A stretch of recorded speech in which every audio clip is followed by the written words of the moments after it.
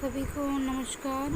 आगे आगे पढ़ने जा रहे हैं हम परिभाषा के बारे में। सामाजिक समस्या की परिभाषा क्या होती है, तो इसमें सभी जितने भी वैज्ञानिक हैं उन्होंने अपनी अपनी राय दी है। मैं आपको शॉर्ट में बताती हूँ जिनकी सबसे सही है।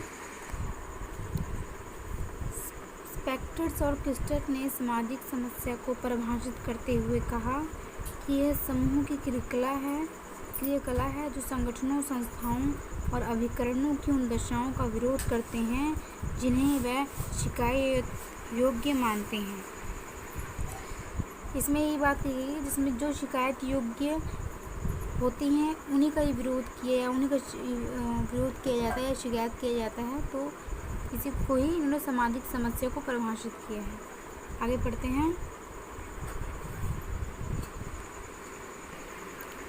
इन परिभाषाओं से दो स्पष्ट परिप्रेक्ष्य प्रकट होते हैं, मतलब इनसे दो चीज़ें प्रकट होती हैं। पहली है सामाजिक समस्याएं स्वीकृत प्रतिमानों का अतिक्रमण और स्वीकृत सामाजिक आदर्शों से विचलन है। वे एक प्रकार से कुछ शिकायतों के प्रति प्रतिरोध के समान है। जैसे कोई शिकायत करते हैं तो उसका जो लोग प्रतिरोध करते हैं, गलत चीज़ों के प्रति लोग बोलते हैं, तो उसी चीज़ के बारे में बताया है। आगे बढ़ते हैं। सामाजिक समस्याओं की विशेषताएं, ये प्रश्न में आ सकता है, क्वेश्चन पेपर में भी आ सकता है। सामाजिक समस्याओं की विशेषताएं बताइए, या इसी क्वेश्चन को अलग तरीके से बता सकते हैं। तो करते हैं। एक सामाजिक समस्या बहुत से कारकों से मिलकर बनती है। पूर्व में दर्शाया गया है कि सामाजिक समस्या के मूल में कार्यकरण संबंध होता है। इसका ये आशय नहीं है कि सामाजिक समस्या की व्याख्या केवल एक कारक द्वारा की जा सकती है। निरक्षरता के पीछे बहुत से कारक हैं, उनमें से कुछ प्रमुख हैं। लोगों की शिक्षा के प्रति अभिव्यक्ति, बहुत से क्षेत्रों में विद्यालय का अभाव है। लड़कियों की उपस्थितियाँ, छोटे बच्चों का बड़े बच्चों द्वारा देखभाल। आपने देखा गांव में ज़्यादातर छोटे बच्चे होते हैं, उनके बड़े बच्चे ही उन बच्चों को संभालते हैं। और है कुपोषण और निर्धनता। निरक्षरता की समस्या के समाधान के लिए इन सभी समस्याओं को भी ध्यान में रखना होगा। क्या दिक्कत है, क्या समस्या है कि जो बच्चे अनपढ़ रह जाते हैं, उसका क्या कारण है। वही इसमें बताया गया है कि बच्चे पहली बात स्कूल जा ही नहीं पाते, अपने घर में अपने छोटे छोटे भाई बहनों को संभालने में बिता देते हैं। उसके बाद है सामाजिक समस्याएं अंत संबंधित हैं। प्राय विभिन्न सामाजिक समस्याओं के मध्य आपसी संबंध होते हैं। अस्वस्थता का संबंध निर्धनता, बेकारी, चिकित्सा की सुविधाओं की अनुपलब्धता, जैसे हॉस्पिटल में सुविधाएं न मिल पाना, महिलाओं की उपस्थितियों से है। इन सभी कारण के मध्य के संबंधों को जानना बहुत दुर्लभ कार्य नहीं है। ये कोई भी मुश्किल काम नहीं है किसी की भी स्थिति को जानना। आप हॉस्पिटल में चले जाके चक्कर ला के देखें कैसी वहाँ की व्यवस्थाएं हैं, सारा कुछ पता चल जाएगा कैसे। तो ये कोई मुश्किल काम नहीं, ये सब समस्याएं ही जो अनुसंबंधित होती हैं, जिन पर जल्दी कोई ध्यान नहीं देता है। सामाजिक समस्याएं व्यक्तियों को विभिन्न तरीक़ों से प्रभावित करती हैं। इसमें ये बात की गई है कि जैसे एक समय पढ़ते हैं, चलो तलाक के बारे में बात की गई है। मुद्दासिफ्ता की अवस्था में कुछ लोग दूसरों की अपेक्षा इससे अधिक प्रभावित होते हैं। निर्धन या निश्चित आय वाले लोग साधन संपन्न लोगों की तुलना में इसे बड़ी समस्या मानते हैं। दहेज देने वालों की अपेक्षा निर्धन के लिए बहुत बड़ी समस्या है। उन परिवारों में जिनमें लड़कियां अधिक हैं, दहेज एक भयावह समस्या है। उनके लिए जो कम शिक्षित है या कोई हस्तकौशल नहीं जानते, बेकारी एक गंभीर समस्या है। ये भी संभव है कि कुछ समूह इन समस्याओं से दूसरों की अपेक्षा अधिक प्रभावित हो रहे हैं, जैसे महिलाएं, कमज़ोर वर्ग, अल्पसंख्यक, ग्रामीण तथा नगरीय निर्धन लोग। कहीं पे समस्या बहुत ज़्यादा मात्रा में है। सबसे ज़्यादा बेकारी, रोज़गार की अनुपलब्धता है हर जगह, तो इससे भी बताया गया है। आगे बढ़ते हैं। सामाजिक समस्याएं सभी लोगों को प्रभावित करती हैं। लोग समाज में एक दूसरे पर निर्भर करते हैं। एक समूह को जो समस्या प्रभावित करती है वह समय के साथ समाज के अधिकांश सदस्यों को भी प्रभावित करेगी। बहुत बहुत कम लोग इस योग्य होते हैं जो हिंसा, बेकारी, मुद्रास्फीति, सांप्रदायिक दंगों तथा भ्रष्टाचार आदि जैसी समस्याओं से अपनी पूर्ण सुरक्षा कर पाते हैं। ये क्वेश्चन पेपर है सारे, आगे हम पढ़ते हैं। क्वेश्चन यही है कि समाज में, ये आप पढ़ लेना अगर आपके पास बुक होगी। सामाजिक समस्याओं के प्रकार। मर्टन ने सामाजिक समस्याओं का वर्गीकरण निम्न 2 भागों में किया है: सामाजिक विघटन और विचलनकारी व्यवहार। सभी सामाजिक समस्याओं में विघटन तथा विचलनकारी तत्व पाए जाते हैं। सामाजिक विघटन। मर्टन के मतानुसार सामाजिक विघटन 2 स्थितियों को दर्शाता है। मर्टन के अनुसार सामाजिक प्रणाली में अपर्याप्तता। समाज की जो प्रणालियाँ हैं, जो भी कार्यरत हैं, उनमें असुविधाएं, अच्छे से कार्य न करना, अपर्याप्तता होती हैं। और दूसरा है परिस्थितियों और भूमिका की निष्प्रभावी कार्यप्रणाली। किसी का अपने कार्य को अच्छे ढंग से न करना, निष्प्रभावी कार्यप्रणाली। आगे बढ़ते हैं। सामाजिक विघटन के निश्चित स्रोत होते हैं। सभी समाजों में मूल्यों और हितों पर कुछ सहमति पाई जाती है। जब कभी भी इस सहमति की मात्रा में सघनशील हितों से अर्थव्यवस्था आती है, तब हम उस विशेष समाज में विघटन की प्रवृत्ति पाते हैं। इस प्रकार की अवस्था परिस्थितियों और भूमिका में भी पाई जाती हैं। प्रत्येक व्यक्ति की अनेक परिस्थितियाँ होती हैं, जैसे पति, पिता, राजनीतिक दल का सदस्य, व्यवसायी, अपने व्यावसायिक संगठन का सदस्य आदि।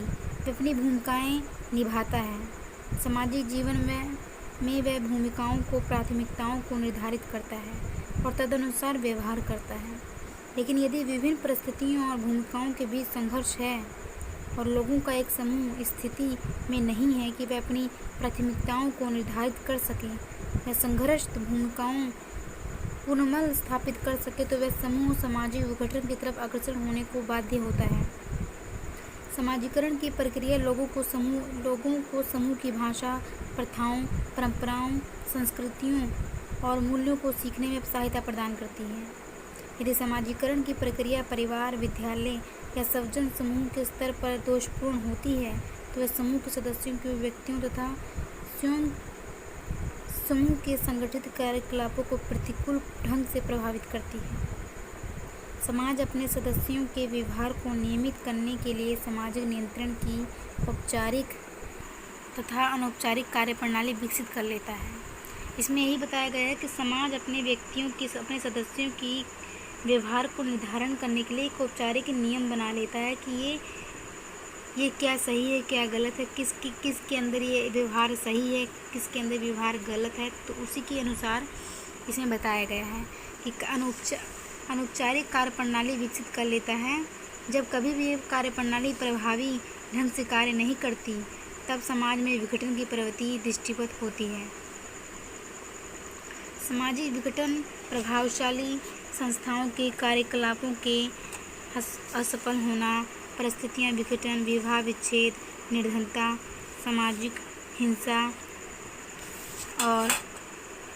हिंसा और सामुदायिक विघटन और नगरीकरण समस्याओं जैसी गंदी बस्तियां और तथा अमान्य जीवन दशाओं में प्रकट होता है। विचलनकारी व्यवहार। इसमें बताया जाएगा विचलनकारी व्यवहार क्या होता है। तो विचलित व्यवहार की अवधारणा का प्रयोग समाजशास्त्रियों द्वारा गंभीर अपराधों के साथ ही आचार संहिताओं के उल्लंघन को सम्मिलित करने हेतु किया जाता है। प्रत्येक समाज में साधारण व्यवहार के प्राय स्वीकृत विचार होते हैं। एक होता है साधारण व्यवहार, एक होता है असाधारण व्यवहार। जब कभी भी कोई इन स्वीकृत प्रतिमानों से अलग हटता है, जब कोई भी गलत व्यवहार या कोई गलत कार्य करता है, तो असाधारण व्यवहार कहलाता है और भिन्न प्रकार से व्यवहार करता है। इसमें ये बताया गया है कि जो भिन्न प्रकार से व्यवहार करता है, तो उसका ये व्यवहार असामान्य या विचलनकारी व्यवहार माना जाता है। आप इसको ऐसे कह सकते हैं कि कोई भी विचलनकारी व्यवहार जो समाज में अलग या असाधारण है, वो ही विचलनकारी व्यवहार माना जाता है।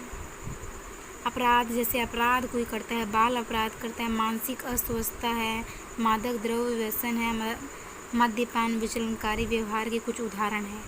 ये सारे असाधारण व्यवहार हैं। आगे पढ़ते हैं सामाजिक समस्याएं और सामाजिक आंदोलन।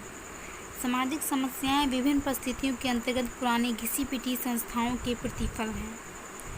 उदाहरण के लिए आज भी विश्व के बहुत से देशों में एक संस्था के रूप में राजशाही लोकतांत्रिक आकांक्षाओं के विरुद्ध दमनकारी उपायों के लिए उत्तरदायी है। इसी प्रकार से भारत में अस्पृश्यता की समस्या जाति प्रथा से जुड़ी हुई है। भेदभाव की प्रथा हमारे समाज में तय किए गए विवाहों की व्यवस्था ही मूलतः दहेज एवं दहेज से होने वाली मौतों का कारण है। संस्थागत स्थितियों को छोड़कर कभी कभी विकास के कार्यक्रमों से भी सामाजिक समस्याएं उत्पन्न होती हैं। कभी कभी विकास के कार्यक्रमों से भी वनों की कटाई के कारण निर्माण कार्य, रेल मार्ग, फर्नीचर और ईंधन के लिए व्यापक मात्रा में इमारती लकड़ियों की आवश्यकता ही है। औद्योगिकरण और कारखाना प्रणाली के विस्तार ने वायु, जल, पृथ्वी को प्रदूषित किया है। बड़े बांधों, ऊर्जा परियोजनाओं, राजमार्गों इत्यादि के निर्माण से स्थानीय लोगों का बड़े पैमाने पर विस्थापन हुआ है। लोग बड़े पैमाने पर कहीं रोज़गार के लिए निकल जाते हैं, कहीं औद्योगिकरण होता है, बढ़ता है तो लोग अपने रोज़गार के लिए भी शहरों में की ओर उमड़ पड़ते हैं भारी संख्या में। तो कहीं ना कहीं ये बहुत ही प्रभाव डालता है। इसके अतिरिक्त सामाजिक समस्याएं सामाजिक आदर्श और वास्तविक व्यवहार के मध्य के अंतराल का भी परिणाम है। भ्रष्टाचार के विरुद्ध बहुत सी बातें तथा मूल्य आधारित राजनीति के नारे समाचार पत्रों, नेताओं, बुद्धिजीवियों, इन सभी ने सामाजिक समस्याओं के विरुद्ध सामाजिक आंदोलन की स्थिति पैदा की है। जो भी भ्रष्टाचारी हैं या कोई भी जो समाज की कहीं ना कहीं खिलाफ हैं, उन सब के लिए कहीं ना कहीं सामाजिक आंदोलन हुए हैं। जैसे पेड़ों के लिए काटा जाने वाला, तो ये पहले पेड़ जो बड़ी संख्या में, तो इसमें भी आंदोलन हुआ, तो इसमें महिलाओं ने बड़ी सहभागिता से ये पेड़ को बचाया था। उसी प्रकार ये बताया गया है। एक उदाहरण ले सकते हैं आप इसका। आगे पढ़ते हैं। फिर भी हमारे समाज में सार्वजनिक जीवन में भ्रष्टाचार तथा राजनीति के अपराधीकरण में वृद्धि हुई है।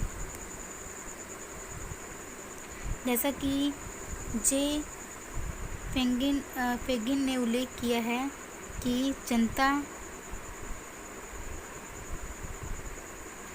द्वारा सामाजिक समस्याओं और सामाजिक परिवर्तन के विरुद्ध विरोध प्रदर्शन और आंदोलन का संगठन अत्यंत महत्वपूर्ण है।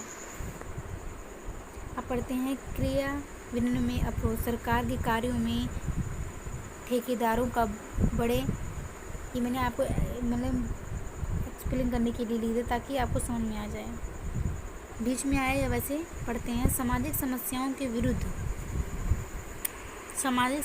के विरुद्ध आंदोलनों को आयोजित करना सरल कार्य नहीं है। बहुत से ऐसे निहित स्वार्थ समूह होते हैं जो चाहते हैं कि यथास्थिति निरंतर बनी रहे। वनों के ठेकेदार पेड़ों को काटे जाने संबंधी रोक का विरोध करेंगे। शराब की दुकान के मालिक मद्य निषेध का कभी भी पक्ष नहीं लेंगे। एक समय पश्चात आंदोलन सरकार तथा अन्य संस्थाओं को परिस्थितियों को मान्यता देने एवं दावों की वैधानिकता को मनवाने में समर्थ होते हैं। इसके परिणाम स्वरूप सरकार द्वारा इस प्रकार की नीतियां बनाई जाती हैं जो परिस्थिति के अनुसार कार्य करें। सरकार द्वारा नीतियां बनाई जाती हैं यथा वनों की कटाई के विरुद्ध नियम, स्त्रियों की दशा सुधारने के लिए बहुत से कानून, समान वेतन, दहेज विरोधी कानून, सती प्रथा, उत्तराधिकार संबंधी आदि नीतियों का बनना ही स्वयं में पर्याप्त नहीं है। इसे लागू करना भी उतना ही ज़रूरी है, इसे काम में लाना उतना ही ज़रूरी है। प्राय इसमें विलंब और अपर्याप्त प्रयास होता है। तब आंदोलन को नीतियों के क्रियान्वयन पर ध्यान केंद्रित करना पड़ता है। जब ये सारी चीज़ें सरकार द्वारा जो चीज़ें लागू की गई हैं, अगर ये समाज में रिजल्ट नहीं लाता है तो कहीं ना कहीं तभी आंदोलन उमड़ते हैं, क्योंकि उनका प्रयोग अच्छा हो ही नहीं रहा है। वही बातें इसमें की जा रही हैं। कई बार समस्या का पूर्ण समाधान नहीं होता। सामाजिक आंदोलन दर्शाते हैं कि लोगों के सामूहिक प्रयत्न अधिकारियों को क्रियाशील बना देते हैं। तो आप ये समझ गए होंगे कि सामाजिक आंदोलन ही बताते हैं कि अधिकारियों की जो शक्तियाँ हैं वो क्रियाशील हैं कि नहीं हैं, और जो नहीं होते वो तुरंत अपने काम में जुट जाते हैं। अब पढ़ते हैं आंदोलन के सोपान। किसी समाज में अक्सर पुरानी संस्थात्मक स्थितियाँ, दोषपूर्ण कार्यक्रम तथा आदर्श और आचरणों में बढ़ते हुए अंतर को या तो अधिकांश शक्तियाँ लोगों द्वारा अनुभव नहीं किया जाता या फिर उस पर ध्यान नहीं दिया जाता। कुछ लोग इसे योग्य होते हैं कि उन समस्याओं पर ध्यान दें। प्रथम सोपान पर सामाजिक समस्याओं के प्रति कुछ लोगों की एक छोटे समूह की जागरूकता होती है। दूसरे चरण में वे अपनी दृष्टिकोण को लोगों के बीच प्रचारित करने की चेष्टा करते हैं। पहले बहुत छोटे, मैं आपको अगर आपको समझ में आया तो अच्छी बात है, नहीं मैं आपको एक्सप्लेन कर देती हूँ। पहले छोटे समूह के लोग इस पे ध्यान केंद्रित देते, कोई भी समस्या हो, उसके बाद वही लोग इन समस्याओं को बड़ी संख्या में लोगों के सामने प्रकट करते हैं। और तीसरे में संगठित रूप से असहमति, विरोध तथा प्रदर्शन होता है, और अंत में ये एक आंदोलन का निर्माण की ओर अग्रसर होता है। यदि हम सती प्रथा का उदाहरण लें, जो भारत में 19वीं शताब्दी में प्रचलित थी और राजा राम मोहन राय ने जिसके विरुद्ध आंदोलन प्रारंभ किया था, जो हम पाते हैं कि सती प्रथा के विरुद्ध आंदोलन उन सभी देशों से होकर गुजरा जिसका उल्लेख ऊपर किया गया है। आजकल संपूर्ण विश्व में मुख्य रूप से भारत में महिलाओं के हितों तथा अधिकारों की रक्षा हेतु एक शक्तिशाली महिला आंदोलन चल रहा है। भारतीय महिलाओं के संगठन प्रबुद्ध नागरिकों और जनसंचार के माध्यमों के साथ दहेज और दहेज से होने वाली मौतों के विरुद्ध संघर्षरत है। इसी प्रकार पर्यावरण विद्वानों को पारिस्थितिकी अपकर्षण और प्रदूषण के विरुद्ध आंदोलन है। उत्तर प्रदेश के पर्वतीय भाग में प्रारंभ किए गए चिपको आंदोलन ने जो वनों की कटाई के विरुद्ध है, विश्वव्यापी ध्यान आकर्षित किया है, विश्व स्तर पर ध्यान आकर्षित किया है, ये कह सकते हैं।